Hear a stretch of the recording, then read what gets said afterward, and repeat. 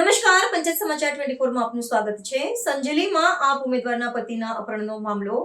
આપ પ્રમુખ અલ્પેશ ચારેલે હુમલા અને પથ્થરમારા મામલે આપી આખરી પ્રતિક્રિયા।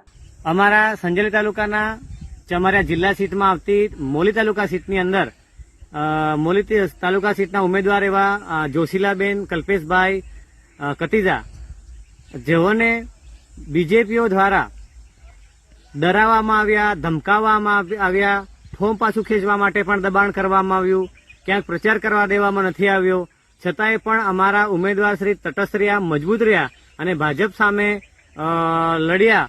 જ્યારે ભાજપ પોતાની હાર વાળી ગઈ, પોતે સીટ હારી રહી છે, ત્યારે અમારા જે ઉમેદવાર હતા જોશીલાબેન કલ્પેશભાઈ કતીજા, એમના પતિશ્રીને રાત્રિના સમયે કાવતરું કરીને એમને કિડનેપ કરવામાં આવ્યા અને અવાવરૂ જગ્યા પર લઈ જાય હાથ પગ બાંધી દઈ અને ઢોર માર મારવામાં આવ્યો।